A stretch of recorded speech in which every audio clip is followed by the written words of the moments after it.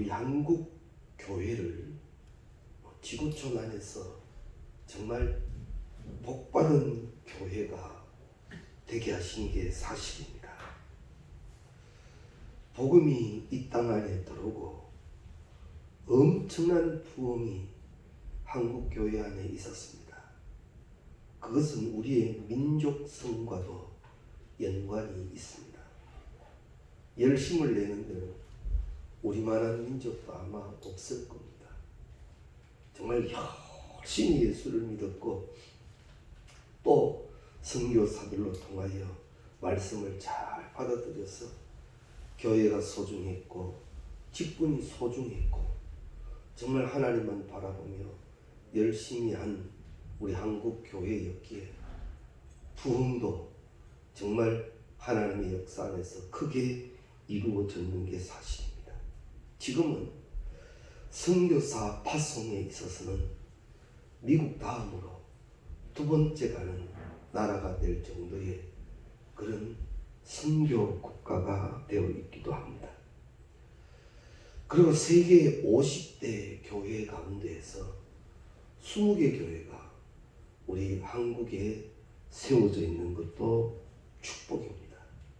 그래서 한국 교회는요, 우리만의 교회가 아니라 이런 선교적, 이 세계적 차원에서 보면 세계의 교회를 이끌어가는 위치에 한국 교회가 서 있습니다. 이건 엄청난 축복인 만큼 사명입니다. 그래서 우리가 그저 작다고 해서 또 좀 지금은 성장이 둔화되었다고 해서 멈추어 있는 교회가 아니라 큰 사명을 갖고 기도해야 하는 한국 교회라는 것을 우리는 잊지 말아야 합니다. 그런데 지금 한국 교회 사정은 어떤가 하면 여러 가지 일들로 많이 힘듭니다. 교회 성장도 정체된 것이 사실이고 또 교회 내외적으로 여러 문제들로 몸살을 앓고 있습니다. 이럴 때에 우리는 무엇을 어떻게 해야 할까? 물론 기도는 첫째지요. 그런데 기도하는 그 자리에서 나의 사명적 책임을 다시 한번 우리는 깨달아야 할 것입니다. 이렇게 엄청나게 축복해 주신 하나님의 은혜를 우리가 그저 은혜 여건이 한다면 참 하나님이 보실 때에는 어떻게 하실 것 같습니까? 은혜에는 감사가 있고 더 큰 은혜로 예비하셨음을 믿고 맛본 자, 그 맛을 아는 자는 더 사모함이 있어야 할 겁니다. 하나님은 한국교회를 이렇게 부흥 발전하게 하신 만큼 더 큰 계획을 반드시 갖고 계시다는 것을 우리는 믿고 멈추어지지 말고 더 큰 가슴과 더 강력한 무릎으로 주님께 기도하여야 할 것입니다. 그래서 우리 한국교회는 다시 하나님이 역사하시는 그 부흥, 그것을 이루어내야 합니다. 그러기 위해서 먼저 있어야 할 것이 무엇인가 하면 말씀의 부흥이 일어나야 합니다. 말씀을 묵상하기 시작하고 암송하기 시작하고 말씀의 큐티의 시간이 다시 회복되어 시작되어져야 합니다. 하나님은 우리의 신앙이 앞으로 전진하기를 원하지 뒤로 퇴보하거나 제자리에 앉아있기를 원치 아니하십니다. 좀 느린 걸음이라 할지라도 우리의 신앙은 전진되어져야 합니다. 왜냐하면 말씀은 우리를 인도하신다라고 말씀하시듯이 표대 되신 예수로 인하여 함께 걷게 하고 앞으로 나아가게 합니다. 그런데 그 길이 사실은 좁고 협착하여 찾는 이가 적다 그랬죠. 그래서 인간적인 면에서 보면 인기가 없습니다. 말씀이 인도하시고 주님 가신 그 길은요, 인간적으로는 호감도가 떨어진다 이 말입니다. 우리가 주의 길을 들어서서 가려고 할 때 그 길 옆에서 우리에게 손짓하는 많은 것들이 있습니다. 여기가 더 낫다, 여기가 더 낫다. 그래서 말세의 징조 가운데 여기 있다, 저기 있다 몰려다닌다고도 하죠. 물론 악한 꾀의 유혹도 있지만 이 잘못된 거짓된 것들의 유혹도 많아요. 그래서 철저히 마지막 때에는 교회 중심적이어야 합니다. 이것이 분명해야 합니다. 철저하게 교회 중심으로 신앙생활이 되어져야 합니다. 철저히 섬겨나가야 하고 철저히 충성되어져야 합니다. 이것이 흐트러지기 시작하면 나는 괜찮은 것 같지만 내 신앙은 벌써 휘청거리고 꼭 이것을 우리가 기억하셔야 합니다. 부흥이 일어난다. 영적 역사가 일어난다. 그래서 막 진동이 나타나기 시작하죠. 그럼 우리가 성경 속에서 흔히 말하는 진동 그러는데 그 진동은 어떠한 것이 되겠는가? 그것은요, 이제는 가만히 못 있는 거예요. 말씀이 우리를 주장하시면요, 말씀은 살았고 운동력이 있어서 나를 가만히 있게 하지 않습니다. 말씀은 나를 움직이게 합니다. 이게 진동이에요. 이게 진동. 그래서 막 기도 중에 은사를 받아 부들부들 떨고 막 그렇게만 우리가 혹 알고 있다면 오해입니다. 진동은 성령으로 인하여 움직이는 겁니다. 그 모습은 아름답고 거룩합니다. 그 진동이 우리 가운데 있어야 되는데 세상적으로 비교해 볼 때 이제는 좀 그럴만한 위치였으면 이제 됐다 하고 어리석은 부자가 될 때가 많죠. 영적 비만이 되어버릴 때도 많습니다. 그래서 말씀을 가르쳐도 말씀에 겉면이 있어도 나는 다 안다. 아유, 그거는 안 그래도 된다. 그거는 틀렸다. 말씀 앞에 자꾸 반박을 하죠. 아닙니다. 말씀을 받을 때의 첫 번째의 축복은요, 묵상입니다. 말씀이 내게 임하시면 나는 묵상이 먼저지, 아니요, 이게 먼저가 아닙니다. 말씀에는 묵상입니다. 그리고 주 야로 주의 말씀을 묵상하는 자가 복되다 하심이 바로 이겁니다. 말씀을 꼭 끌어안고 말씀 붙들고 기도하기 시작하면 말씀의 깨달음이 일어납니다. 그저 듣기만 한다고 복이 되는 건 아닙니다. 말씀을 듣고 말씀을 깨닫고 깨닫는 만큼 능력되어 그것으로 살아가는 우리가 되어야 한다라는 말입니다. 그래서 오늘 이 본문 말씀에 보면 이 예루살렘 성벽을 재건할 때 이 학사 에스라와 함께 말씀으로 신앙 개혁을 일으켜낸 이 느헤미야를 보면은 말씀을 온전히 들을 때 어떤 역사가 일어났는지를 알 수가 있습니다. 그래서 이 느헤미야 8장은 말씀을 선포할 때 성도들 안에 어떤 변화가 일어나야 진정한 영적 부흥인지 이것을 보여줍니다. 영적 부흥의 중심에는 시작도 말씀이고 중심도 말씀입니다. 말씀이 그들을 다 변화시켰고 말씀이 그들의 능력이 되더라 말이죠. 그래서 우리에게도요, 영적 부흥 운동은 말씀으로부터 시작되는데, 말씀은 듣는 것 그 이상으로 묵상 가운데 깨닫게 하시는 축복이 있습니다. 그래서 이 학사 에스라는 사람들로 하여금 선포되는 말씀을 듣고 그것이 삶에 적용될 수 있도록 풀어줄 때 사람들이 깨닫더라. 여기서 우리가 중요한 것을 알아야 합니다. 하나님의 말씀을 설교를 통하여 아무리 풀어드려도요, 안 듣는 사람 안 듣습니다. 신기하죠?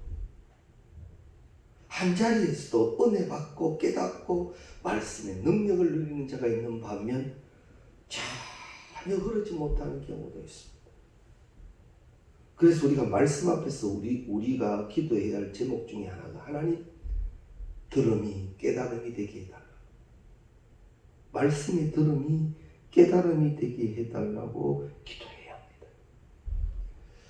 에스라는 이 느헤미야보다 14년 정도 이 예루살렘에 먼저 들어왔습니다. 포로에서 먼저 들어왔어요. 들어와서 에스라가 이 성벽 재건하는 느헤미야보다 앞서서 14년 동안 한 일이 무엇인가 하면 말씀 운동이었습니다. 철저하게 말씀 앞에 이스라엘 백성들을 세우고 그들에게 말씀을 풀어주고 그들이 말씀을 붙들게 했더라라는 거죠. 이 14년 동안의 이 말씀 훈련이 이제 느헤미야가 다시 포로로부터 귀환했을 때 성벽을 재건하는데 큰 힘이 되더라라는 거죠. 그래서 오늘 우리 7절에 보면 여러 사람들이 나오는데 이 사람들도 바로 하나님의 말씀을 풀어줄 때 이 에스라를 도왔던 사람들입니다. 씨 뿌리는 비유에 보면 마태복음 13장에 나오는 씨 뿌리는 비유를 보면 좋은 땅에 뿌려졌다는 것은 말씀을 듣고 깨닫는 자니, 말씀을 듣고 깨닫는 자니 결실하여 어떤 것은 100배, 어떤 것은 60배, 어떤 것은 30배가 되었느니라. 말씀이 100배, 60배, 30배 되는 데는 듣고 깨닫고 결실하는 거예요. 듣는 것만 하면요, 잘못하면 교만해집니다. 영적 교만만큼 무서운 게 없는 줄 우리 알잖아요. 내 다 안다. 조금 전에도 말씀드렸습니다만 내 그가 안다는데 뭐예요? 내 그가 알고 있다. 나 그가 압니다. 내 그 말씀 들었습니다. 그 설교 들었습니다. 안다는데. 근데 듣는 게 중요한 게 아니에요. 그보다 더 중요한 것은 깨닫는 거예요.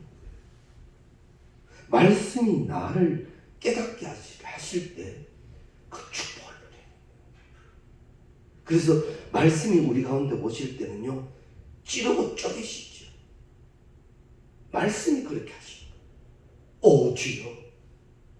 오늘 이 성경 말씀 속에서도 나타나는 것이 6절에 에스라가 위대하신 하나님 여호와를 송축하며 모든 백성이 손을 들고 아멘, 아멘. 이 광경을 우리가 한번 생각을 해보십시오. 말씀이 막 선포되는 곳에 이스라엘 백성들이 손을 들고 아멘, 아멘. 그 모인 곳이 어떠하려는지 우리가 생각해 보면 정말 은혜가 넘치는 곳.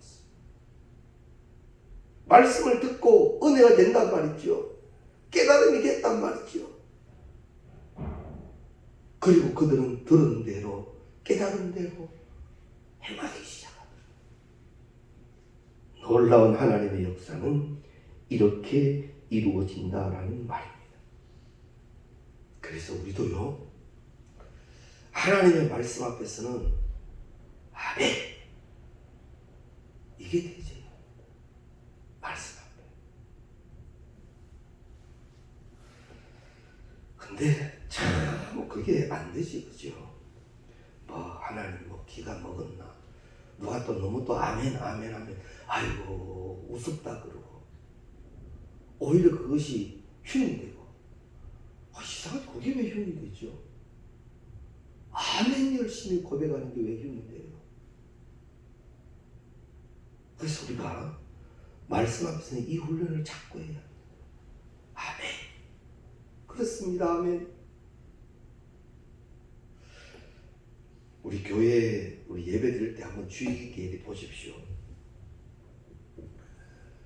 우리 배창로님 같은 경우는 교동문을 읽으셔도 크게 읽으셔요.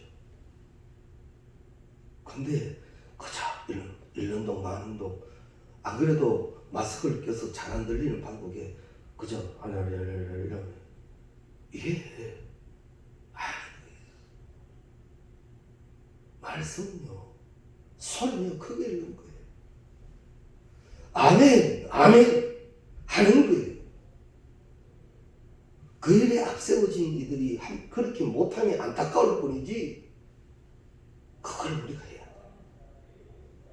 할렐루야 아멘 아멘 이게 돼야 한다는 말입니다.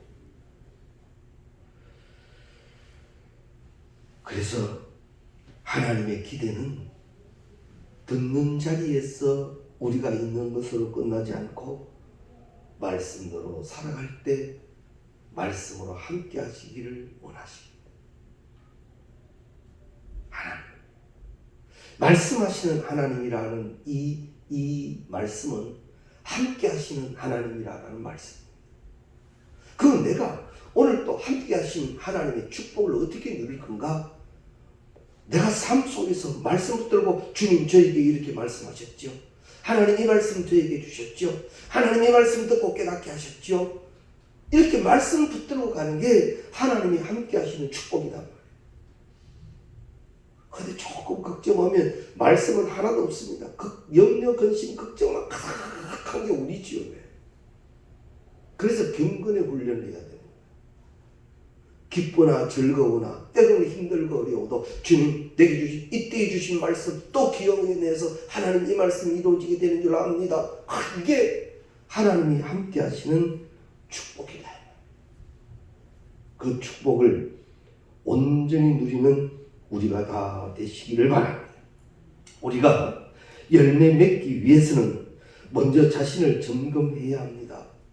환난이나 박해가 일어나면 곧 넘어지고 마는 돌밭 같은 마음도 안 됩니다. 또 세상의 염려와 재물의 유혹에 말씀이 막혀서 결실을 맺지 못하는 뜰이 가시나무 같은 마음이 되어져서도 안 됩니다. 말씀이 탁 내리면 뿌리를 쭉 내리는 옥토와 같은 심령이 되어야 합니다. 말씀도 그대로고 듣는 사람도 그대로고 그 변화가 없으면 안 돼요. 그런데요 이 에스라가 성벽을 재건하는 느헤미야보다 14년을 먼저 들어왔다 그랬잖아요. 이 14년이라는 기간을 우리가 한번 주의 깊게 살펴볼 필요가 있는데, 그러면 이 에스라가 말씀을 전하자마자 막 말씀의 역사가 막 일어나야 되는데 그 역사가 일어나기까지 시간이 얼마였느냐면 14년이었더라라는 거지. 사람이 변한다는 게 이만큼 힘들다는 거예요. 사실은. 어느 날 갑자기 변하는 사람들도 있습니다. 사도 바울 같은 다메섹 도상에서 엄청난 변화를 일으키죠. 그런 역사적인 일도 있지만 우리는 신앙 대부분 보편적으로 받아들인다면 우리가 말씀 앞에서도요 얼마나 깡짜를 부리는지 모릅니다.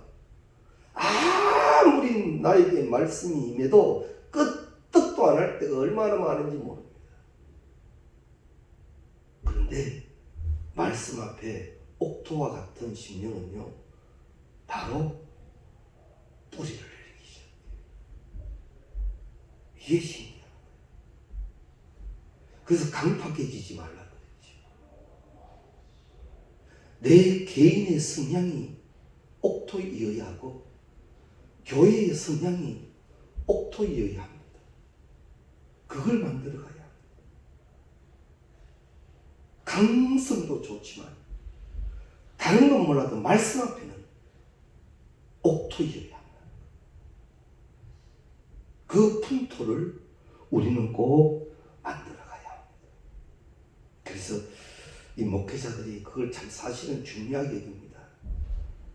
교회의 이 성향이 참 옥토같이 말씀 앞에는 다른 건 몰라도 말씀 앞에서는 늘 아멘 되도록 만들어야 함이 목회자에게 있고 또한 함께 동력하는 자들에게 있습니다. 이 일에 동력되는 축복이 있고 계시기를 바랍니다. 그리고 14년에 세상말로 10년이면 강산도 변한다는데 14년이나 걸렸다라고 하는 것을 보면 포기하지 말라는 의미도 있습니다. 지금 당장 되지 않았다고 해서 포기하지 말라. 네가 정령과 말씀을 붙들며 말씀으로 가르치고 또 가르치고 가르치고 또 가르친다면 말씀에는 능력이 있게 될 것이다. 특히 우리 자녀들을 위하여 기도할 때도 그렇지요. 신앙생활 참 잘했으면 좋겠는데 참 말 안 들을 때 있죠. 포기하지 마십시오. 어미와 아비의 사명으로 끝까지 기도하고 건면하면 시간이 걸릴 뿐이지 그 기도 이루어지게 될 줄로 믿습니다. 우리 찬송 가운데도 자주 우리 부르잖아요. 나 집에 돌아갑니다. 어머니 기도 못 잊어. 참 저는 이 14년 이 기간을 말씀 중에 이를 보고 깨닫고 준비하면서 하나님 포기할 건 하나도 없네요. 포기할 건 하나도. 14년 동안 에스라는 얼마나 인간적으로는 애가 탔겠습니까? 좀 바뀌어야 되겠는데. 좀 말씀 앞에 좀 역사가 일어나야 되겠는데. 그것이 되지 않는 14년 동안에 에스라의 심정이 어떠했겠어요? 그러나 이제 막 말씀 앞에 다 함께 일어서서 그것도 앉아서 그냥 아멘 아멘. 오늘 성경에 보면 일어섰다 합니다. 말씀 앞에 일어서서 아멘 아멘. 기억해 두십시오. 말씀은 우리를 포기하지 아니하셨습니다. 말씀이 우리에게 계시고 우리가 그 말씀 앞에 있는 이상 말씀의 주장하심은 반드시 이루어지게 될 줄로 믿습니다. 자, 그러면 말씀이 임했습니다. 깨달아졌습니다. 그러면 깨달음에 있어서 우리에게 일어나는 첫 번째 반응은 뭘까요? 말씀을 들었어요. 깨달았어요. 이제 삶으로 되어져야 하는데 그 삶이 되기 위해서 첫 번째 나타나는 현상이 뭐겠습니까? 자, 열심히 하자. 그것보다 더 앞서는 게 있습니다. 그것은 회개의 역사입니다. 회개의 역사가 일어납니다. 그래서 오늘 이 본문 말씀에도 보면 이 에스라가 낭독하는 말씀을 듣더니 백성들이 뭐 했죠? 울기 시작했다고 그럽니다. 애통함이 일어났다는 거지. 좌우에 날이 쓴 금이 나를 찌릅니다. 내가 쪼개집니다. 아파요, 안 아파요? 영적으로 아파요. 나의 자아가 찔러지고 쪼개지고 깨지는데 거기에는 통해가 있다는 거지. 하나님 어찌해야 합니까? 그래서 사도 바울이 그러지요. 나는 죄인 중에 괴수라는 거지. 그 역사가 일어나게 된다는 겁니다. 통회하고 자복합니다. 양심의 가책과 비통함 속에 회개의 운동이 일어나는데 그러면 회개의 운동이 일어나고 그 다음 뭐냐? 기쁨이 찾아옵니다. 자기가 죄에 매여 있던 자가 풀려난 자예요. 죄에 매여 있던 자가 풀리는 자예요.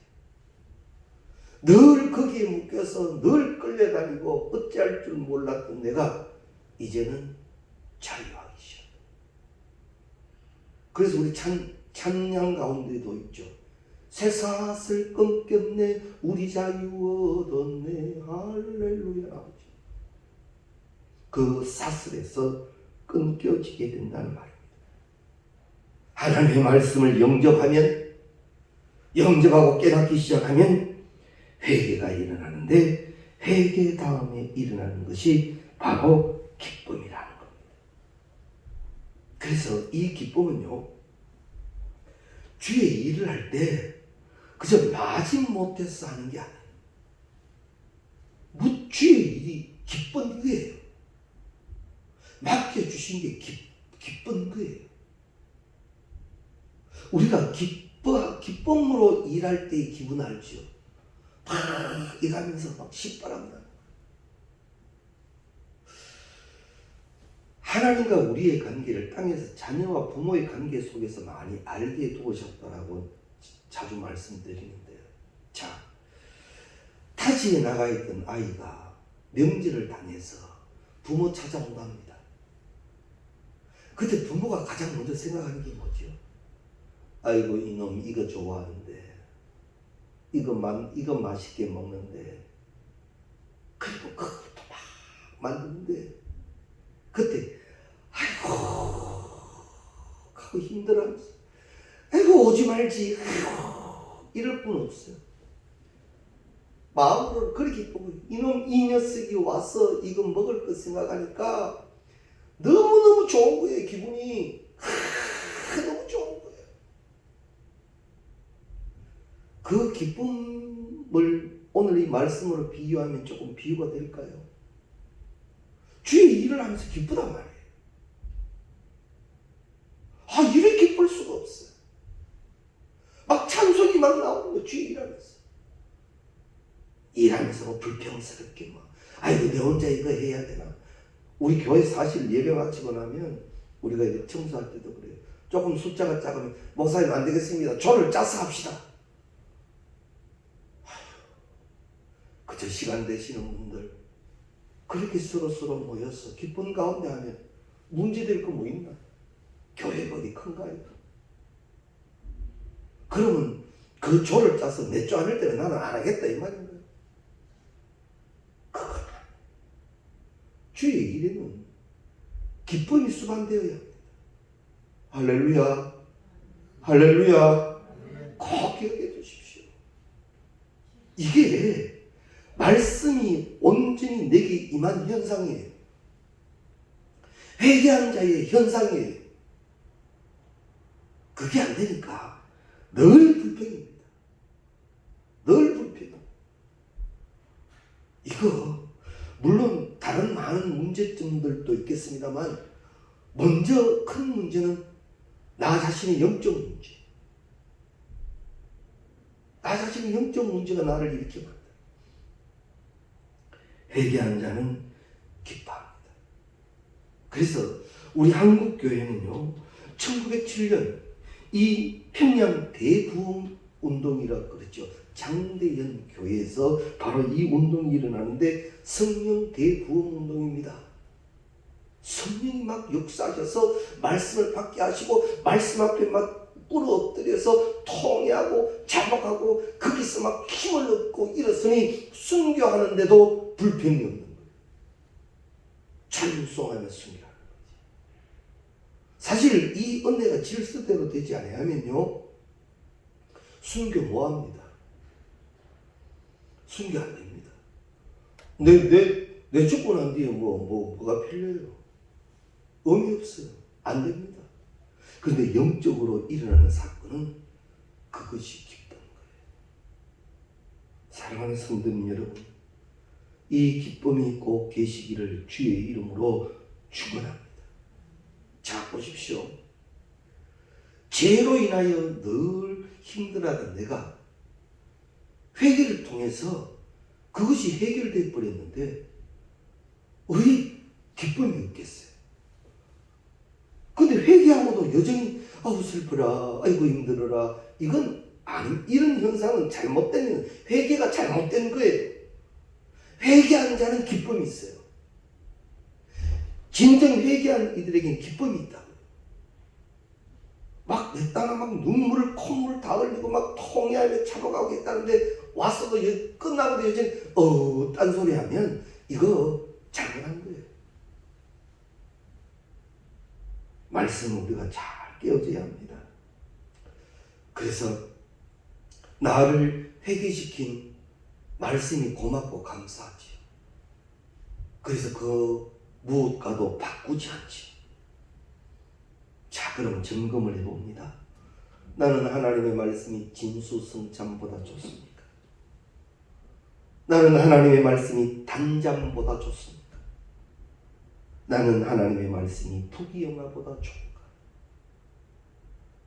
말씀이 꿀송이 같으시기 바랍니다. 그리고 말씀으로 회개되는 역사를 누리고 그 기쁨을 누리는 우리가 다 되시길 바랍니다. 그래서 말씀이 아주 놀라운 하나님의 역사를 일으키게 하라는 것, 이것을 우리가 기억하셔야 합니다. 그리고 이 말씀이 우리 가운데 역사하실 때는 이 회개와 기쁨과 그 다음에는 온전한 순종을 체험하게 하시는데,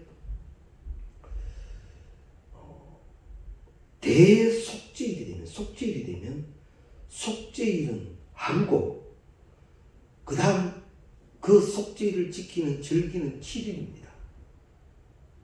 이건 뭐냐면 속죄한 자는 즐거움을 7일 동안 누린다는 것이고, 즉 하나님의 말씀이 임하여 그 절기를 지키라 말씀이 우리에게 주장하신 것을 지켜 순종하는 자에게는 그 기쁨이 크다라는 거예요. 자, 회개의 운동도 말씀의 쪼개짐도 순종으로 인하여 시작된다는 겁니다. 그래서 말씀이 깨닫게 하시고 말씀이 인도하시는 그것에 순종되지 아니하면 듣긴 들어도 아무런 의미가 없는 겁니다. 성경은 그걸 회칠한 무덤이라. 그저 형식적으로 들었다 됐다. 오늘 말씀을 정리합니다. 하나님의 부흥은 말씀으로 시작됩니다. 오늘 또 우리 가운데 말씀이 계신다는 것은 하나님은 우리에게 하나님의 부흥을 포기하시지 아니하셨습니다. 하나님은 오늘도 우리에게 기대하고 비전을 두셨습니다. 이제 말씀 앞에 온전한 운동, 진정한 깨달음, 회개의 운동이 시작되어져야 합니다. 그리고 그 후에 찾아오는 기쁨을 누리셔야 합니다. 그리고 그 기쁨으로 순종함이 이루어져야 합니다. 억지로 마지 못한 것 말고 기뻐하며 즐거워하게 하시는 그런 영적 체험을 이제는 내가 누리고 온 교회 앞에 보여지게 하는 우리가 다 되시기를 주의 이름으로